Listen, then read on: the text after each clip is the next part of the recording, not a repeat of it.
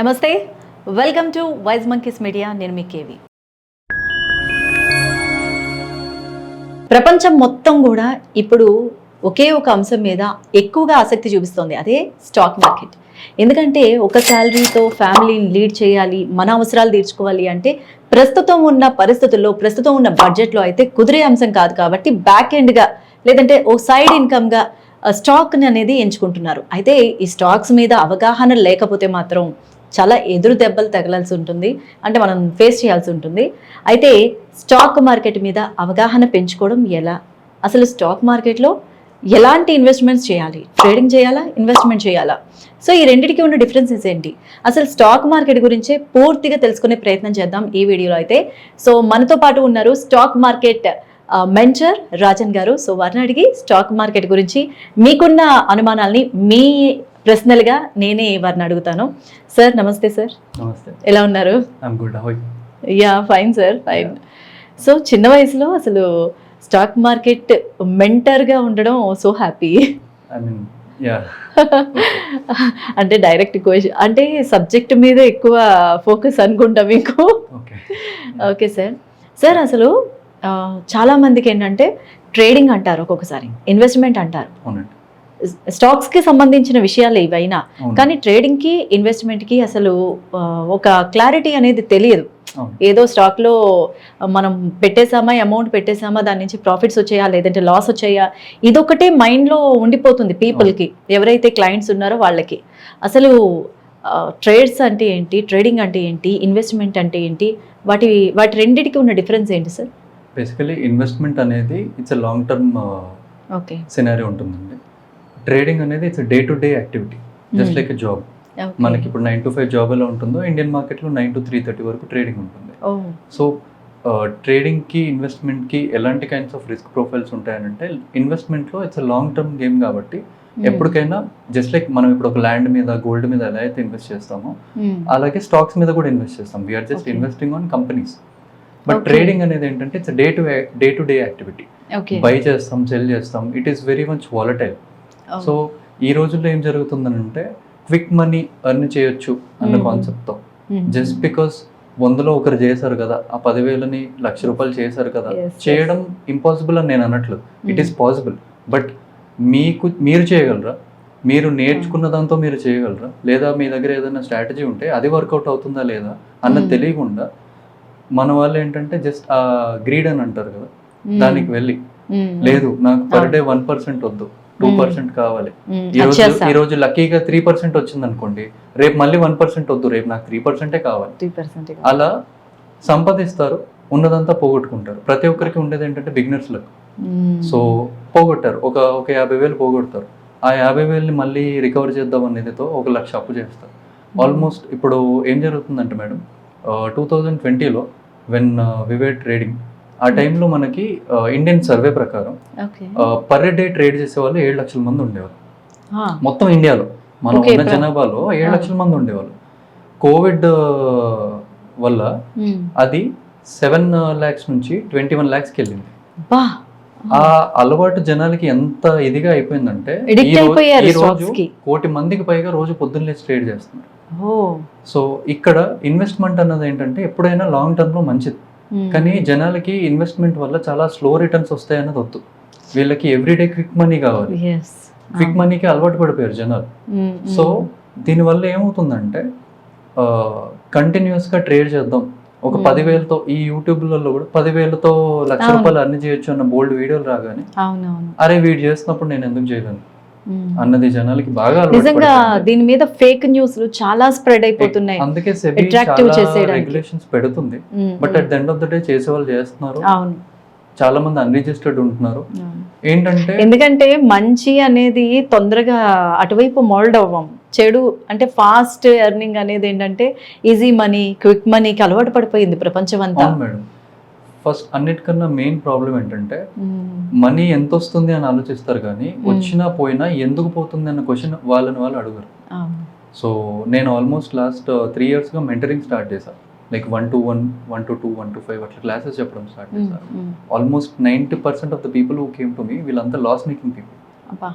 ఎవరు కొత్తగా నేర్చుకుందాం కదా, ఎందుకంటే కొత్తగా నేర్చుకోవడానికి వీళ్ళందరికీ యూట్యూబ్లో ఫ్రీగా చాలా కంటెంట్ ఉంది కదా, బట్ అది వాళ్ళకి వర్కౌట్ అవుతుందా, వాళ్ళ ఫండ్కి వర్కౌట్ అవుతుందా అన్న బేసిక్ అవగాహన వీళ్ళకి ఎవరు చెప్పడానికి గైడ్ చేయడానికి లేదన్నమాట.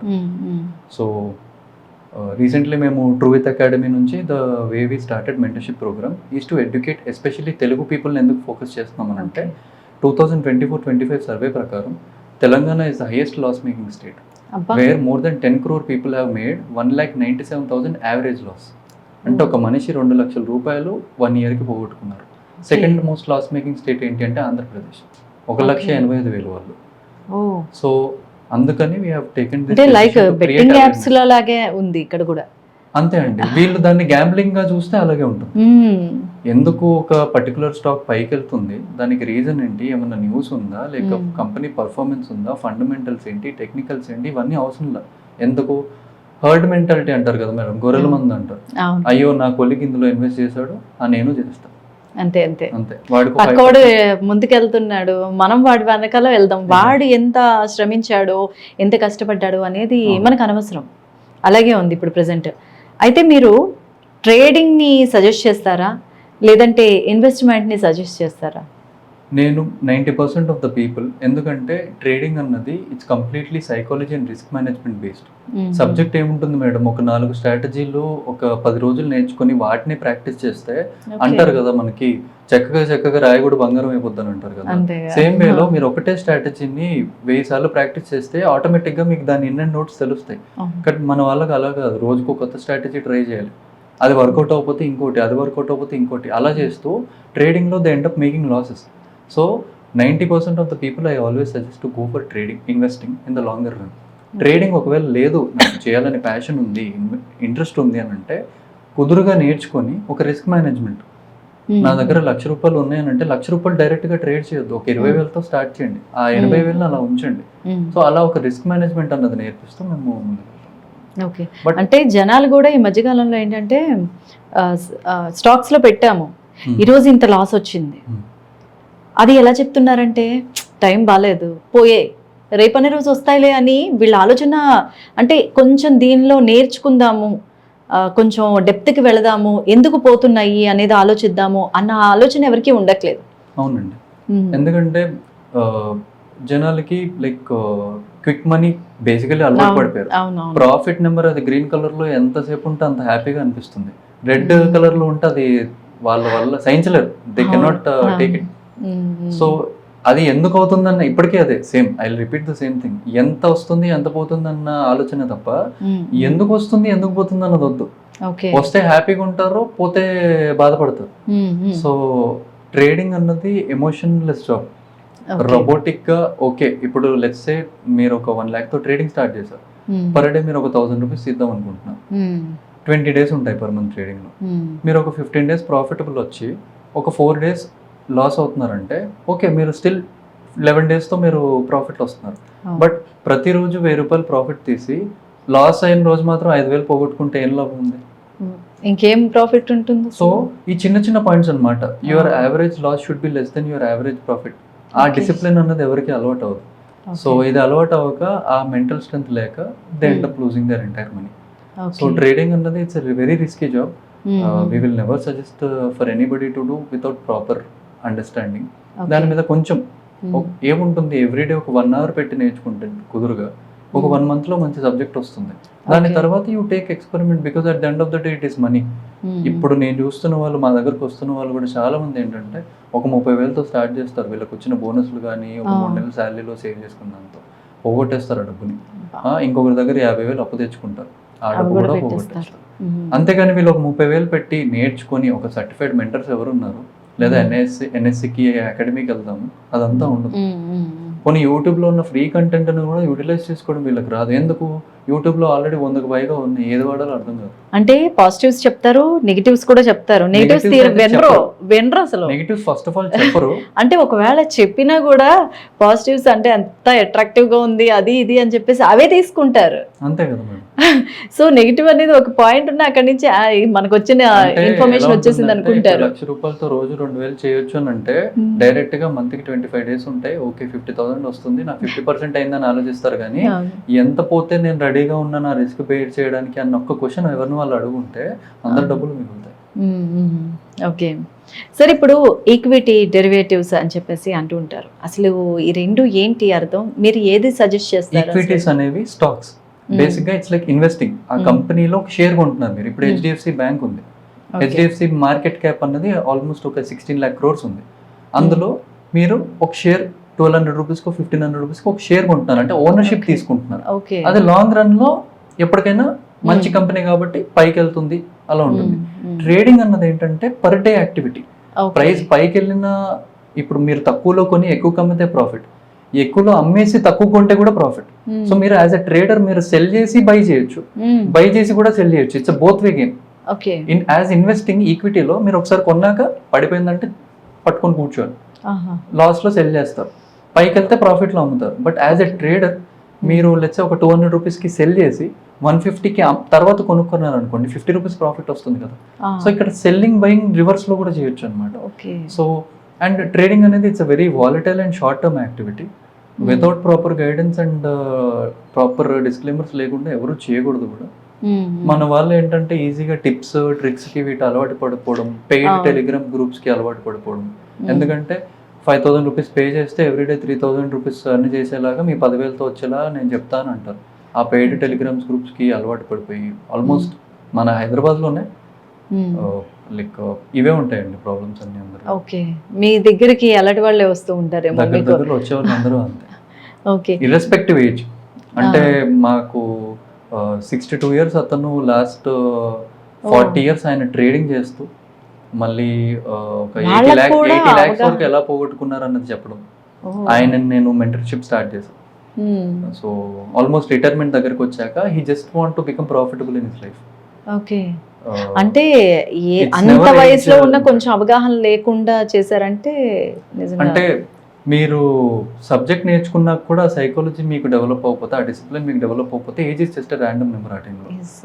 At the end of the day చిన్న వాళ్ళు కూడా ఉన్నారు, 17 years 18 years వాళ్ళు కూడా ఉన్నారు, కన్సిస్టెన్సీ మెయింటైన్ చేసి ప్రాపర్గా ప్రాఫిటబుల్ ఉంటున్నారు. ప్రజెంట్ ఉన్న రేషియో ప్రతి 10 మందిలో 9 మంది లాస్ మేకింగ్ మేడం. మీరు ఆ ఒక్కరే ఎలా అవ్వాలన్న దానికోసం కొంచెం డిసిప్లిన్ పెడితే అయిపోతుంది. ఓకే ఓకే, ఇప్పుడు ట్రేడింగ్ కానీ ఇన్వెస్ట్మెంట్ కానీ ఎంత తక్కువ అమౌంట్తో, అంటే కొత్త వాళ్ళు లక్షల్లో వేలల్లో ఎక్కువ పెట్టాలంటే కష్టం. అసలు స్టార్టింగ్ అమౌంట్ ఎంత నుంచి స్టార్ట్ చేయొచ్చు? ఇప్పుడు ఇన్వెస్ట్మెంట్ అన్నది సిస్టమేటిక్ ప్లానింగ్ చేసుకోవచ్చు. ఇప్పుడు మీరు ఒక 5 స్టాక్లు సెలెక్ట్ చేసుకున్నారు. ఓకే, నాకు బ్యాంకింగ్ సిస్టమ్ మీద నమ్మకం ఉంది, హెచ్డిఎఫ్సి బ్యాంక్, నాకు oil and natural gas government company ముందుకెళ్తుంది, లేదా ఎఫ్ఎంసీజీ అంటారు, ఫాస్ట్ మూవింగ్ కన్సూమర్ గుడ్స్, మనకి ఇంట్లో దొరికే వస్తువులు అవన్నీ, హిందుస్థాన్ యూనిలివర్ ఉంటుంది, లేదు డామినోస్ బాగా ముందుకెళ్తుంది అంటే జుబిలెంట్ ఫుడ్ వర్క్స్ అని ఒక స్టాక్ ఉంటుంది. మీరు ఈ నెల 1,00,000 రూపాయలు పెట్టి కొనాలని లేదు కదా. ఓవర్ ద లాంగ్ పీరియడ్ అది పైకి వెళ్తుందంటే ఈ నెల ఒక 5,000 పెట్టండి, నెక్స్ట్ మంత్ ఒక 5,000 పెట్టండి, లేదా నెక్స్ట్ వారం మీ దగ్గర 1,000 రూపాయలు అంటే 1,000 రూపాయలు పెట్టండి, జమ చేస్తూ ముందుకెళ్ళండి. ఓకే, అలా చేసుకుంటే ఇన్వెస్టింగ్ చాలా మంచిది. ట్రేడింగ్ మాత్రం నేను ఎవరికైనా మంచి అమౌంట్ ఉంటేనే దిగండి, పోయే అనుకుని స్టార్ట్ చేయండి అని చెప్తాను. ఎందుకంటే ఏమి రానప్పుడు అవి ఎలా తిరిగినా పోతాయి. ఓకే ఓకే, సో మెంటల్లీ ఆ టాలరెన్స్ ఉండదు మేడం చాలా మంది. They just want to make quick money. Continuous గా అటు ఇటు బై సెల్ చేసి ఉన్న ప్రైమరీ జాబ్ ని కూడా పోగొట్టుకున్న వాళ్ళు మెంటల్లీ డిప్రెస్ అయిపోయి నిజంగా మైండ్ లో అలా తిరుగుతుంటుంది, ఏమైంది గ్రీన్ ఉందా రెడ్ లోకి మారిపోయిందా టెన్షన్. కొందరు స్కూల్ టీచర్స్ ఉన్నారు మా దగ్గర, నేను పరిచయం చేసుకున్నాను. వాళ్ళు స్టాఫ్ రూమ్ లో కూర్చొని ట్రేడ్ చేయడం. సో వాళ్ళ ప్రైమరీ ఆల్మోస్ట్ చాలా మంది చేస్తున్నారు. అంటే మీకు చెప్తాను కదా మేడం, 7 lakhs నుంచి ఆల్మోస్ట్ 1 crore దాటి పర్ డే ట్రేడ్ చేస్తున్నారంటే. And most loss making state మన తెలంగాణ ఉంది అందులో. సో ప్రాపర్ అవేర్నెస్ అన్నది క్రియేట్ చేసే వాళ్ళు ఉన్నారు, కానీ at the end of the day మనం ఎంత వీలైతే అంత బెటర్ తెలుగులో వీళ్ళకి అవేర్నెస్ క్రియేట్ చేయాలన్నది ట్రూ విత్ నుంచి మా main agenda. Okay sir, Rajan garu చాలా మంచి విషయాలు చెప్పారు. ఈవెన్ ఇప్పుడు అందరూ ఏంటంటే ట్రేడ్స్ తీసుకోవాలి, ట్రేడింగ్ చేయాలి, ఇన్వెస్ట్మెంట్ చేయాలి స్టాక్స్లో అని ఎంతో ఆసక్తిగా ఉంటారు. కాబట్టి ఒక మెంటర్షిప్ అంటే ఒక మెంటర్ గైడెన్స్ అనేది చాలా ముఖ్యమని సింపుల్గా చెప్పారు. నిజంగా మనం కూడా ఆలోచిస్తే ఈజీ మనీ క్విక్ మనీ ఎంత తొందరగా వస్తుందో అంత తొందరగా పోవడానికి కూడా అవకాశం ఉంటుంది, ఎందుకంటే ఆస్కారం ఎక్కువ. సో అలా కాకుండా మనకి లాంగ్ లైఫ్ ఉండాలి, మన ఇన్వెస్ట్మెంట్ అంతా కూడా సేఫ్గా సెక్యూరిటీగా ఉండాలి అంటే ఎవరో ఒకళ్ళు ఓ మెంటర్షిప్ గైడెన్స్లో వెళ్తే మనకు కూడా మంచిది. అలాగే మరొక ఎపిసోడ్లో ఏంటంటే మరిన్ని ఇంట్రెస్టింగ్ విషయాల్ని అండ్ స్టాక్స్ గురించి ఇంకా అవగాహన పెంచే విషయాల్ని కూడా మనం డిస్కస్ చేసే ప్రయత్నం చేద్దాం. Thank you. నమస్తే.